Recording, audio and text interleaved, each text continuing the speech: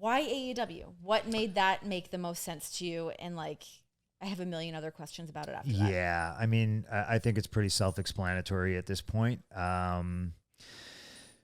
I was able to kind of just sit back and watch things unfold, and there's really you couldn't compare the two. You can compare the two, but knowing who they are, Yeah. why would I go back? And what you must have had conversations before signing to AEW. You must have kind of had conversations on both sides of the coin, right? So that being said, so what were your conversations with Tony like?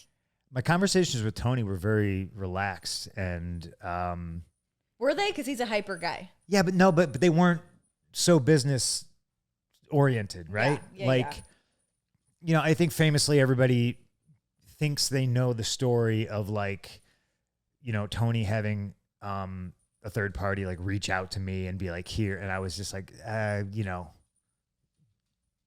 the timing's not right, and guys, like I need, you know, stuff done like a certain way. Like, you know, I'm not saying I'm prettiest girl at the prom or anything like that, but you know, like let's sit down and talk. And you know, that like never happened until Tony was just like, yeah, you know, like I want to sit down and talk. And I talked with him, and you know, based on things he said, I took a wait and see approach. Like he said certain things that made me go, oh, okay, I'll sit back and see if this happens. Like what? Just the TNT deal. Yeah. You know, and this is not a slight on Tony at all.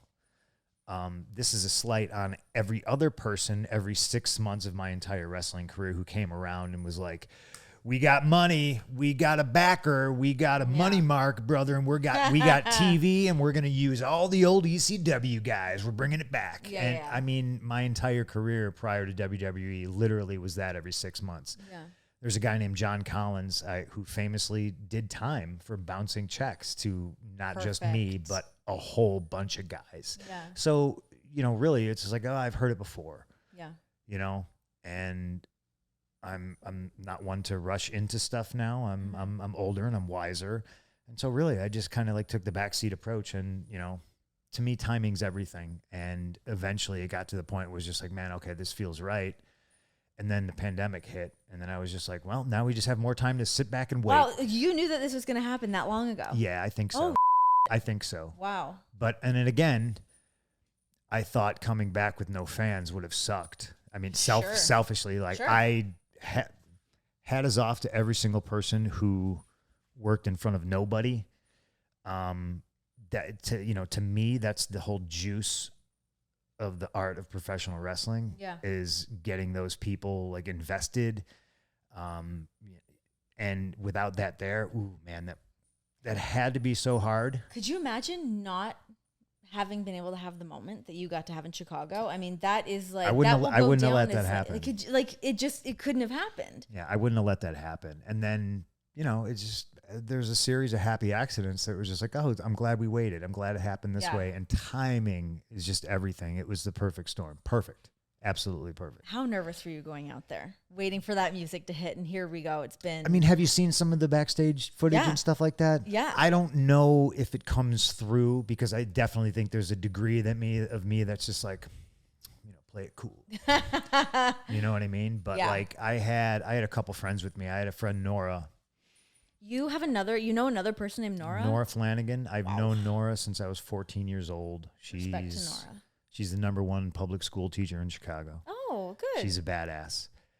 And it's like one of those people, she's like, I've never seen you do any of your wrestling stuff. She's like, can I come with? I was like, yeah. She's never seen you do it?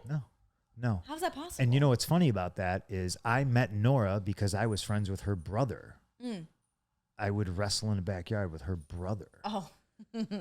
Right? Yeah. So she's like, can I come with? I was like, absolutely. And I'm so glad she did, because she was the den mother. You know, she's got 2 kids. So she saw me. She was like, come on, let's go walk around. You know what? You need a banana. Let's go get a banana. You know what I mean? And I would just, okay, great. Thank you. Because I'd be sitting in my room, and I would just be like bouncing, and she could tell. So it was, I'm glad I had my support system there and everybody helped me out, but I was just pacing and I couldn't sit still. I'd go to catering, I'd eat banana, I'd get up, I'd walk around, I'd be like, oh, I want to watch this match. Dante Martin, I got to watch this kid. And then I found myself like 8 seconds staring at the screen. And then I'd be not paying attention. Yeah, I'd be like, I'd just like zone out and be like, a fly, I was just, I wasn't focused at all because I literally didn't know what I was going to say because I knew I had to go out there and hear and feel the crowd before I could formulate any kind of a thought. Because I knew if I planned to say something and I went out there, everything would go sideways. It's more pressure on you really that way to like try to map out what you want to do. Well, I like I said a couple seconds ago, you're a terrible public speaker, which you are not. I think that's the juice of the art is going out there and like, okay, this is how the people are reacting. This is who's there and working towards that. Eddie Guerrero taught me a long time ago, he was like, before the show starts, when they dim the lights, go out there and listen. You go out there. You have to be on the other side of the curtain and you listen. And when they dim the lights, the crowd will pop. Yeah. And based on that pop, you'll be able to hear, oh, it's 80% kids. It's making me like nervous thinking about that already. Like, oh, I hear it's predominantly guys. Yeah. Right. Oh, you hear a lot of ladies' voices. The screams are higher pitched, and then you can formulate what you're going to do based on that. If it was kids, I could get away with doing more goofy. Sure. If it's guys, we're gonna have a banger. You know what I mean? It's gonna be more sports oriented, and that was just one of the things that I was taught. And so what did you hear? I didn't hear because the instant my music hit, I heard the first riff and then because you opened the show, duh. And then I heard a jet engine. And it was on top of me. And people have asked me what it feels like. And the only thing I can tell them is there's, an elevated train here in Chicago, the L. Go stand underneath it as a double train goes by. Yeah. That's what it felt like. It was loud, but I've heard loud pops before. Sure. This one, it's like you felt it. Mm-hmm. I didn't just hear it. I felt it. It was on top of me. And then I went out there and sometimes everything becomes a blur, but this time you see it. I calmly, I just get down on my knees and I'm just like, all right. Yeah. And I soak it in, I enjoy it. And you see me cry.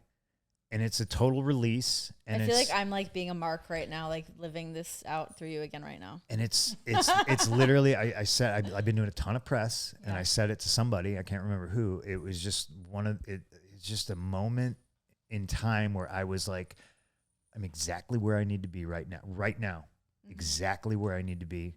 And everything is right. Let's go knock it out of the park. I think I did. Mission accomplished. Yeah, I think I did.